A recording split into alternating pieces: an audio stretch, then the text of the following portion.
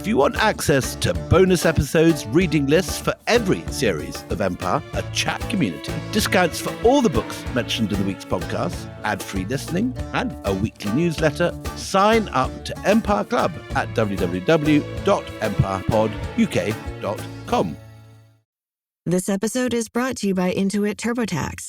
Didn't file with TurboTax last year? That's in the past. Now, Taxes is getting the TurboTax app and filing your own taxes for free if you didn't file with them last year. File by February 18th. All tax forms, all 100% free. Now, this is Taxes. Intuit TurboTax. New filers and filers who didn't use TurboTax last year only must start and file your own taxes in-app by February 18th. Excludes TurboTax Live. Full terms at turbotax.com.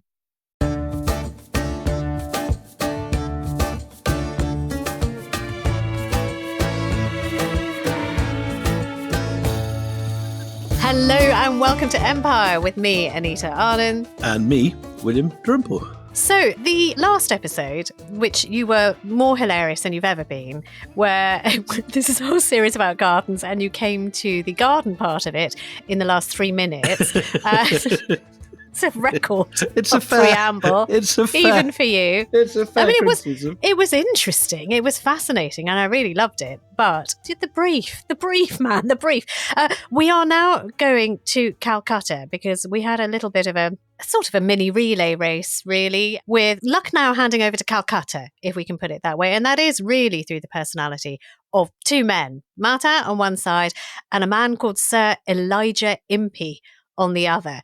So, Willie, just like we did with Lucknow, and we painted a picture of this great Rome of India, the magnet of all artists, music, all high culture. What was Calcutta like in the 1700s, around about the same time? So Calcutta was an extraordinary mess. It's the best possible description of it. There's a French general who turns up at this time, and he says, if you took all the towns of England and threw them up in the air and jiggled them around, they would fall down rather as Calcutta has. How is it, he says, that a town this rich, so full of fortunes, is unable to have a single straight street? That's brilliant. No crescent is crescent-shaped but wiggles in the middle. And it's basically a town full of people on the make. It was the Eastern equivalent of one of those gold rush towns in California, where everyone had come to try and make a fortune as quickly as possible and leave with their money. Even Robert Clive, who was one of the most ruthless of them all, is appalled by the ruthlessness of Calcutta. He says, well, that's saying something, yeah. Calcutta is one of the most wicked places in the universe, rapacious and luxurious beyond conception. Well, that's something on TripAdvisor. Seriously, that would make a lot. Even Robert Clive found this a little too much. So, I mean, this is a city. Why was it so sort of messed up? Is it because it got rich very quick and there just wasn't the planning to keep up with it? Yeah, it got rich very quick, but people died even quicker. And if you go to South Park Street Cemetery in Calcutta, as I did 2 weeks ago, you see these enormous tombs with obelisks and pinnacles and sort of odd Mughal domes all mixed up in a mess together on a vast scale. So everyone is rich, but it's a city where great wealth could be accumulated, in a matter of months, then lost in a minute at a wager at the whist table. And death was always there.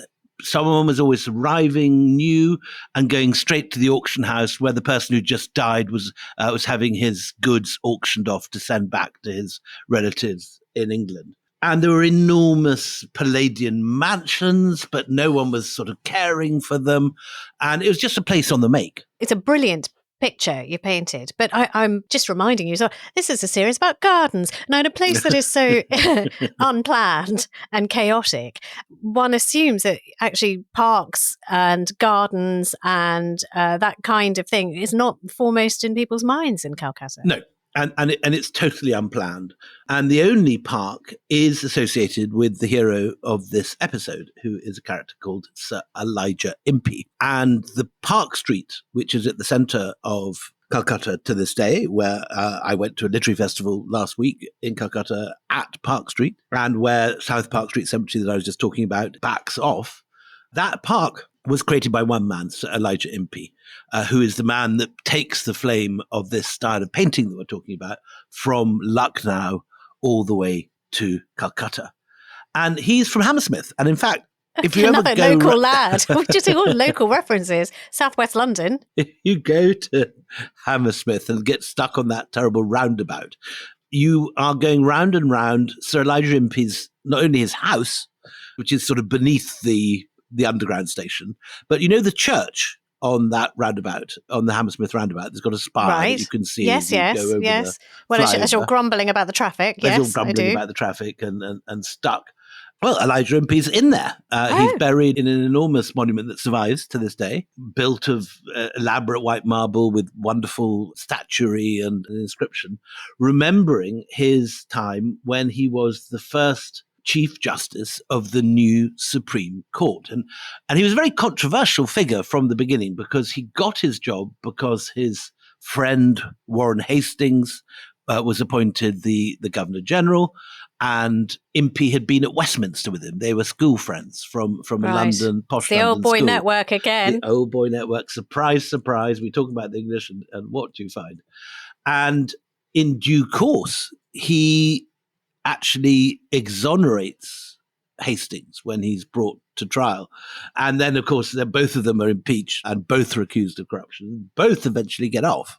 But not before being dragged into a lifetime of legal horror. The reason he goes to Bengal at all is because of the Regulating Act of 1773. Now, this is a really interesting time because it's the first time the East India Company is brought under the partial control of the Crown. And who do they turn to sort of, birth this new baby?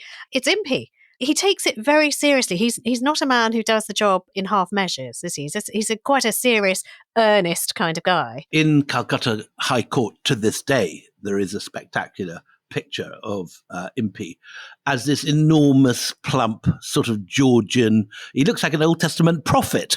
He looks like John Adams, actually. The portrait of John Adams that we saw, sort of balding, wispy white hair, potato face. In the one in Calcutta High Court, though, he's sort of standing with his hands raised as if sort of a priest about to make a sacrifice or something. Dustily bewigged, hands raised portentously above him like some sort of Hanoverian reincarnation of an Old Testament prophet. Yes, I mean, he sounds like sort of a colonial nightmare, but, I mean, he was enamoured of his time in India. He loves it. That's right. And like Hastings and unlike Clive and the generation before him, he is super impressed with the civilization of India, both the ancient Sanskritic Hindu culture, and we're going to hear more in the second half about another person in this circle who is Sir William Jones, who's the person who begins the study of Sanskrit and realizes it's one of the Indo-European languages, but also the whole Muslim and Mughal world.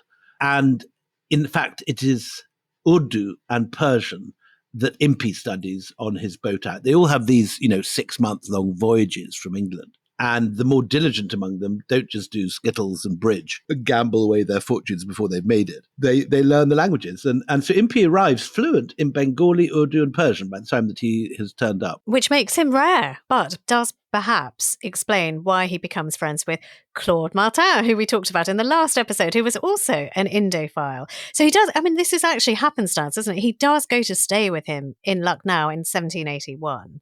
Is this the time where, Martin goes, hey, do you want to see my etchings? That's exactly right. Is that where this romance with Indian art starts? And this particular set of etchings is the second. Remember I said how there'd been 2 sets of Claude Martin's commissions. First of all, he commissions the birds. And then at the end of his life, and indeed the end of last episode, finally, we got to the fact that he's one of the great commissioners of flower paintings and begins this whole tradition of East India Company sponsored botanical painting in India. And are these against the white background again? Are they sort of, more portraits than pictures? I mean, what are we talking about? So what Impey does is he goes to stay with Claude Martin in Lucknow, and we have surviving in the Chester Beatty Library in Dublin one picture that has the stamps of both men on the back. It's the missing link, if you like, between the two. What is it? It's a gorgeous Mogul iris. It's beautiful, beautiful painting. You would get plants in this episode. Thank God. Okay. So, right. Okay. It's a beautiful iris. And it seems to have belonged initially to Martin and to be given to Elijah Impey. But what we also know is that Impey arrives with Warren Hastings while Martin's in the middle of this whole botanical moment. His house is full of Indian painters scribbling away, copying flowers in this sort of half Mughal, half Enlightenment style. And Impey is particularly excited because as a middle-aged, not particularly attractive man, he has married a much younger woman in a kind of Jane Austen-y way. And his wife, Mary, is from Witney in Oxfordshire. She is half his age. When she was 19, she married the 36-year-old Elijah Impey. And she was this absolute lover of nature. We have her childhood diaries when she's walking along the Windrush River in the Cotswolds, collecting salamanders and frogs and painting little sort of pictures of ducks' feathers that she finds by the side of the Windrush. And when she comes out to India with Impey, she continues this on a massive scale. Well, I'm going to allow you, just because of her, because I'm slightly enamored with her, to talk about animals for a while, even though this is all about gardens. But Lady Impey, I mean, she does look like, one of those Rossetti portraits. I mean, I imagine her hair to be red, although it's the black and white I'm looking at right now. But, sort of a great cascade of curls, this very sort of long swan-like neck, very sort of porcelain skin, and these very intense eyes, clever eyes. It's a lovely portrait of a lovely looking woman. There's another picture of her, which is by an Indian artist, which is far more revealing. And what it is it's an image of Lady Impey with all her Indian artists and household around her. And she's in the middle. I think she's choosing a hat. She's got a milliner, an Indian milliner, who's brought her a variety of different hats to choose from, and she's choosing one. But the artist has drawn the whole household with all these different people, some sitting here making furniture, others sort of copying miniatures, others stitching gorgeous things or making chairs. It looks like a sort of enormous workshop. I'm looking at it right now. I'm looking at the industry of it. And there she is, sort of slightly, with the name Impey, impishly looking directly at the artist. And then the nicest thing is that there's also a picture of her children.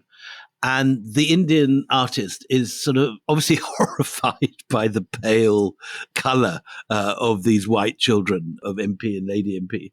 And they're almost ghosts. They're sort of albinos running around with these beautiful ayahs who are painted perfectly normally.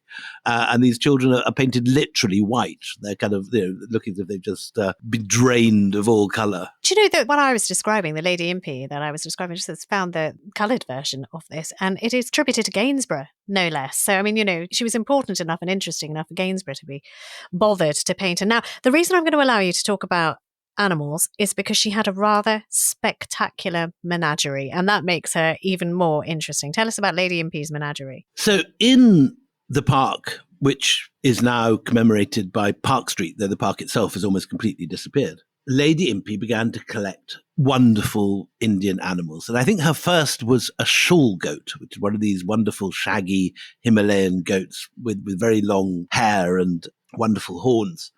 And the painting of that, which is probably the first to have been made, is in the V&A, and it's one of the masterpieces of their collection. And what happened is that when Impey went up to Lucknow to see Claude Martin, got the idea of using Indian Mughal painters to paint botanical and zoological specimens, he got down from the old capital, Patna, which had briefly been next to one of the capitals of Bengal, 3 incredibly talented Indian artists who should be remembered, if there was any justice, as the greatest animal painters of Indian history alongside Mansour. When we had this exhibition of company school painting at the Wallace Collection 5 years ago, the Guardian art reviewer saw the picture of Sheikh Zainuddin's cheetah. Oh, yes. And said in his review that nothing that Stubbs had painted even began to match the brilliance of these pictures. And they are images of sheer genius. No one, again, ever again painted pictures as gorgeous. We ought to name the three because, I mean, in your excitement, we haven't. So Sheikh Zayn al-Din is one that you've mentioned, but there's also Bhawani Das and Ram Das, who are both Hindus. So these are Hindus and Muslims sort of working together on the same kind of project.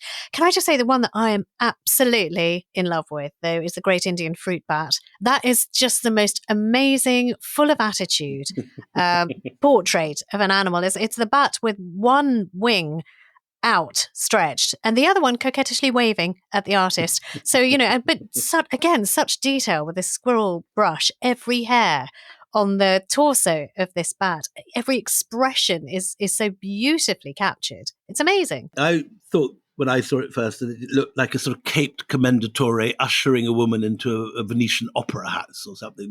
It's flirty. It's a flirty bat. It also has to be said it's a very male bat. The artist has made a point of drawing yes, I didn't in want no to draw uncertain anyone's manner attention. the tackle of the bat. There are bits and bobs on display, indeed. So, I mean, how many of these pictures, I mean, she had many animals. So is she the patron of zoological drawing as we sort of respect it now from company paintings? Yeah, this is the great masterpiece of this genre. No one ever again painted as beautifully. And when she died, this whole set of paintings were left to the Linnaean Society, who at some point sold them off. And so they're split up now among collections around the world.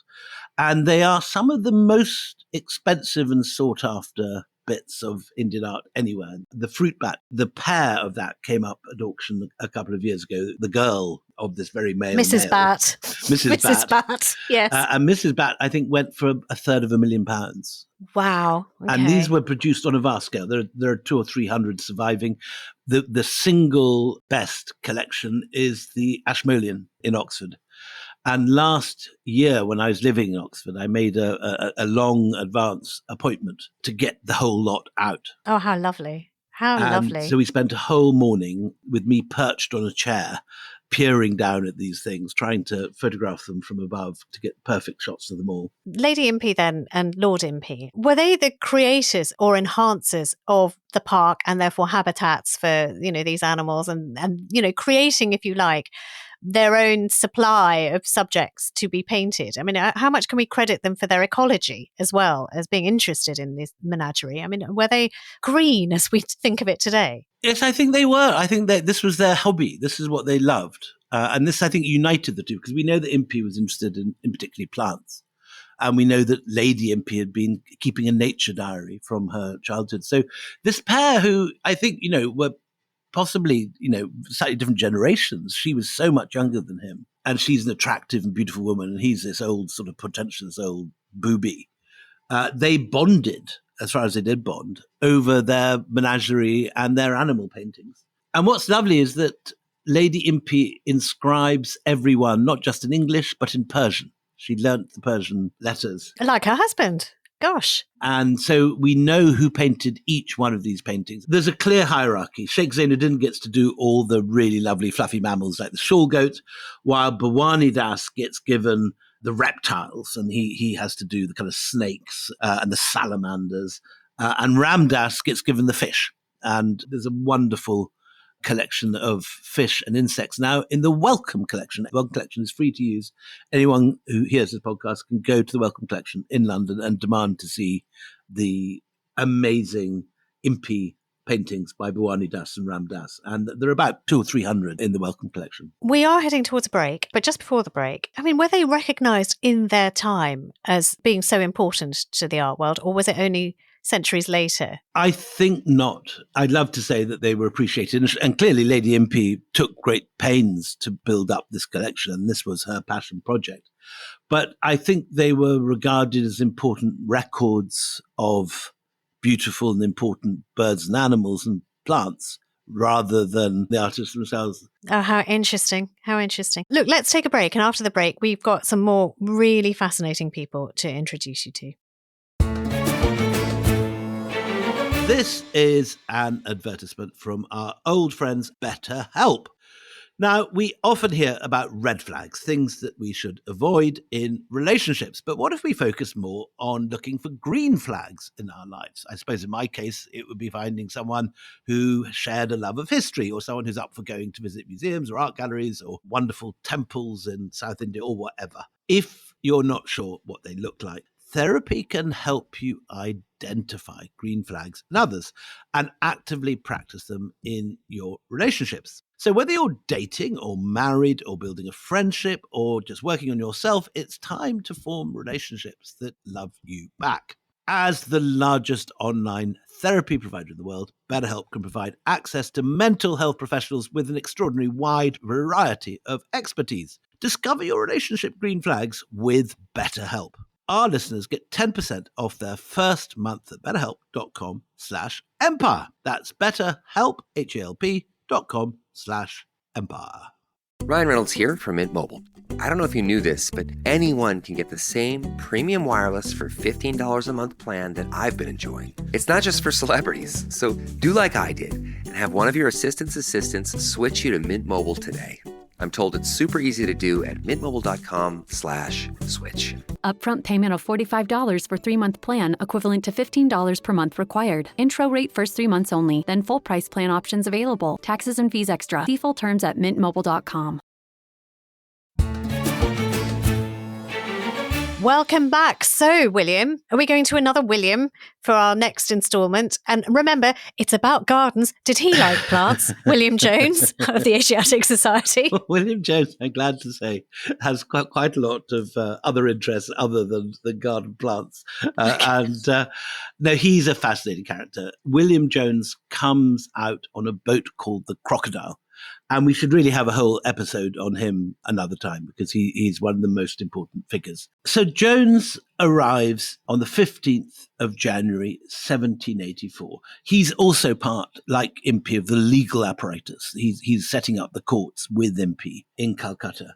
And within a kind of couple of weeks of his arrival, he set up what he calls a Society for Inquiring into the History, Civil and Natural, the Antiquities, Arts, Sciences and Literature of Asia.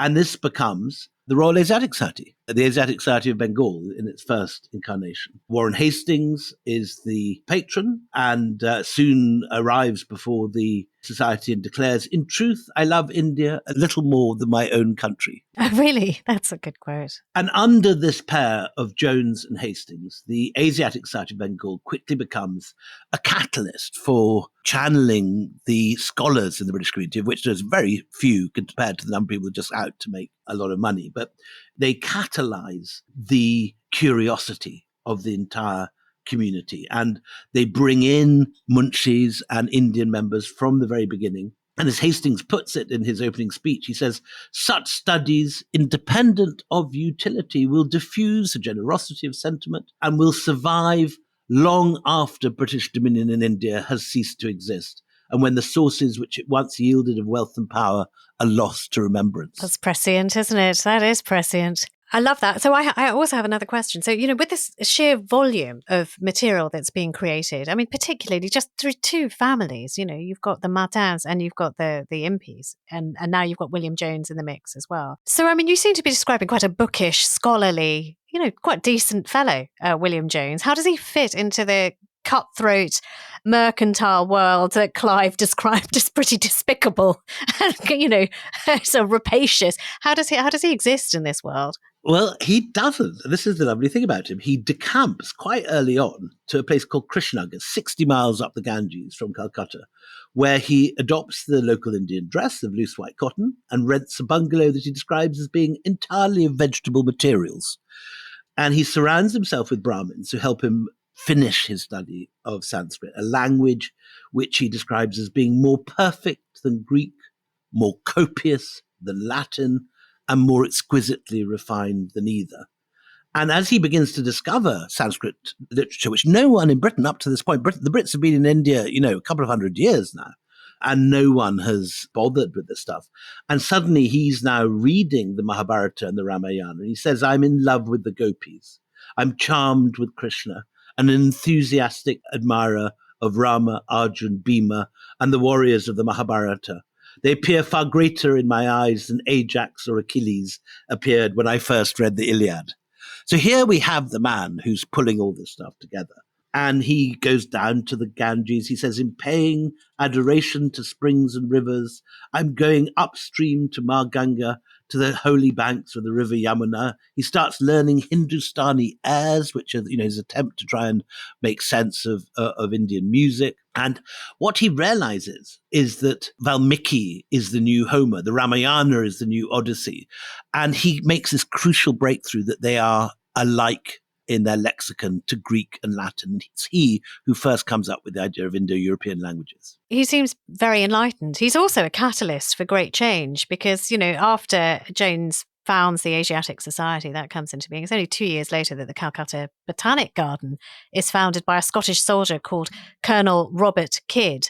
So, again, you've got a discipline that sort of springs out of the earth there.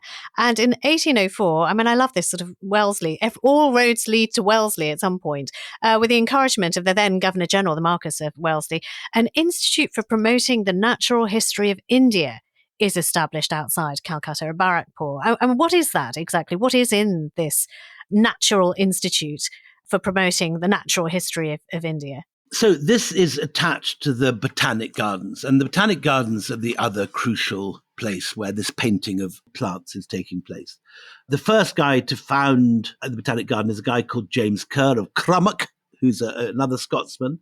He's originally a surgeon in Bengal, and he is sending pictures of Indian plants back to his naturalist friends in Scotland as early as 1773. And he seems to have used Bhawani Das and Ram Das, maybe even before Lady Impey. Right. There's a couple of gorgeous images of a spray of unripe mangoes, which my friend Henry Nolte discovered in the Kew collection, that seems to predate even the Impeys. So there's all these Scots botanists out there, and they're increasingly hanging out with either Brahmins or to learn Sanskrit or Mughal painters who are going to paint the botany.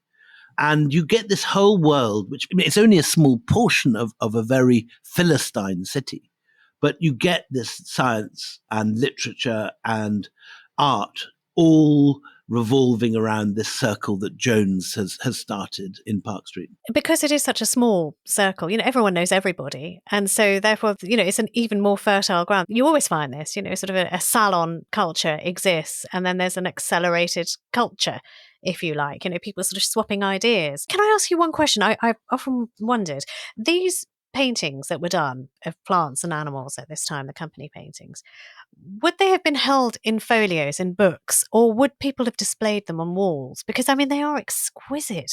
But would Lady Impey have been sitting on a huge pile of papers, if you like, or would they have been hung on her walls? I don't think she'd have hung them on her walls. I think they were done on loose leaves and then at a later date were bound. And today we have, in a sense, the undoing of this, because when these things come on the market, they tend to get broken and sold again as individual pieces, which now, as I said, go for £250,000 a piece. So you have these artists coming down from the Mughal centres, particularly Murshidabad to the north and Patna to the west. And by the 1790s, it becomes a thing that you do when you get to Calcutta. You employ one of these artists to paint, but other people use the artists to record their daily lives. So, them sitting at table, them going upstream in an Indian boat. It's like having a personal photographer, isn't it? It's just having somebody tip-tap you every day of your life. And there are one or two characters that stand out. There's an amazing man called Major James Nathaniel Rind, and he is a zoologist, and he paints particularly weird animals. And in the Met collection, there's a wonderful pair of images of flatfish. They look like sort of kippers. But again, in that Mughal style, every scale is painted. And the Mughal artists almost can't help but give personality to these fish and to these beasts and birds and locusts and all these different things. And even a figure like Marquis Wellesley, Richard Wellesley, who is far from an easy, commissions 27 volumes of natural history paintings. Which explains why, he backs the Botanic Garden and the Society. Okay, that's interesting. So his gateway drug was pictures. That's so interesting. And again, by studying these pictures, we can get some idea of the painters who actually painted them. And when we put the Forgotten Masters show together, there was one particular artist who had never been heard of before, who sort of came to the fore. And Malini Roy, who's this wonderful scholar working in the British Library, identified a Bengali painter called Haludar. And Haludar paints with very few colors. He paints in black and white with the sort of Indian equivalent of a rotring pen almost. There's very fine little ink work. And every scale, every feather, every tuft of an animal's fur is shown. And my favorite is one that we had in the show, which was of a sloth bear. Oh, that's spectacular. That is a good one. Yeah. It looks as if he's stepped on an electricity cable or something. Yeah. Because He doesn't every look happy. hair is standing. He doesn't look comfortable. It's true. Yeah. Oh, how wonderful. So all of this Western patronage that is coming to these Indian painters, do we have any indication that people like Lady Impey or others say to their painters, I would like you to do it in this kind of style? Do they have a hand in an evolution of style? Clearly, someone is showing them European botanic gardens from that period, just like Claude Martin in Lucknow had showed Les Oiseaux de France to his artists. Clearly, in the botanic gardens, there are sets of Western botanical pictures because you get the template of Western botanical painting, which is the white background, which is the highlighted individual flower removed, almost sort of anesthetized from its context. When our friend Mansour was painting his turkey, the turkey's in a landscape, or the flowers have butterflies on them. But the European style is isolated. And I think the sad thing, as you say, is that while the Europeans clearly liked these paintings and were prepared to spend large sums of money commissioning them, they didn't regard the artists as of great worth. Of great masters, which they were, clearly. The clearest example of this is in Delhi, where my wife's forebear, William Fraser, is commissioning huge numbers of masterpieces from the artists in the Mughal court. And again, these paintings today go for £500,000, the best ones on the market. But we know from James Fraser's diaries that he regarded these pictures only as Polaroids. Just like a photographer today will start when he's doing a shoot with test shots of the model or whatever it is. As far as James Fraser is concerned, these utter masterpieces, which are now worth 100 times what his own pictures are worth, they were just setting the data of costume, of rank, of type for his own paintings. And he planned to do a whole series of lithographs in the manner of the Daniels, this uncle and nephew. Oh, I love the Daniels, yeah. Well, they're very much part of this world too. Well, we need to do an episode on the Daniels because I find them fascinating. Look, just very briefly, does this period of company painting end with the end of the East India Company, when suddenly you have this sort of different revision of how the British should treat the natives? All of these people who were involved in company painting liked India. They talked about Sanskrit. They learnt Persian. They dressed like Indians. They married Indians, some of them. But then you have this, after the mutiny, 1854, you have this whole backlash against, we want to keep them at arm's length. We don't want them to get ideas above their station. Does the art guillotine at that point too? It's a changing perspective in all these different ways. So you get the peak of it is really the 1780s, is this period of Claude Martin, of Sir William Jones, of Impey. And there is the period when you get the most intermarriage. At this period, about 1 in 3 Brits is married to or living with an Indian woman. At this period, too, you're getting the most natural history painting taking place. But already by the 1820s, the number of marriages is going down. We know this from the wills, which are in the India Office Library. And the style of the paintings is becoming less and less Mughal, and the painters are encouraged to become more and more European in their styles. Oh, it's a shame, isn't it? Because this hybrid was amazing. It is a shame. And you can see this in a single individual's work. There's a wonderful, brilliant painter called Sita Ram, who brings this story, in a sense, to a conclusion. And at the beginning, when he's a young man, he's painting very detailed micro Mughal style of locusts or insects. And he's been commissioned to produce these natural history paintings in the Mughal style. And then he is watching clearly what European artists like James Fraser are doing and how they're getting paid far more to produce works in a European style. So Sitaram, over the course of his career, alters his style and begins to paint in a quasi-European way and becomes less and less Mughal. He could do the Mughal stuff, and in his youth he did it. But he, whether by personal choice or by just realizing where the money was. Economic compulsion. Economic compulsion. He begins to paint more. And he accompanies the Marquis Hastings, who's different from Warren Hastings. The Marquis Hastings is a later Governor General who goes up the Ganges and the Yamuna and visits Delhi in the 1820s, 1830s. And some of his pictures looks almost like Turner. He's sort of channeling that early 19th century fascination with light and washes of color. And there's a famous picture, I think, that's marking the defeat of Napoleon. So it must have been 1815. And appropriately enough, it's an image of Claude Martin's Constantia, where we started the first episode of this little mini-series.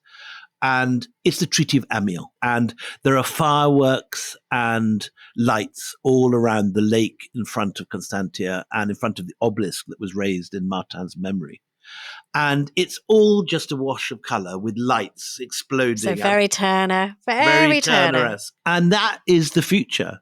Indian artists are encouraged not to paint in their own style, but the next generation, you get John Lockwood Kipling coming out to Lahore and starting the first imperial art school in the 1870s, 1880s. And people are being trained to paint like Pre-Raphaelites. And right up to the present day, when you go to the Delhi Art Fair today, people are looking over their shoulder, not at Mansour or Sheikh Zayn. They're looking over their shoulder to Damien Hirst or to Picasso or whatever. And I think it's only in Pakistan, with the Academy of Painting that's grown up at the art school in Lahore, that's produced artists like Shazia Secunda, that we've begun to find South Asian artists looking back to Indian inspiration, to the indigenous traditions of Indian art.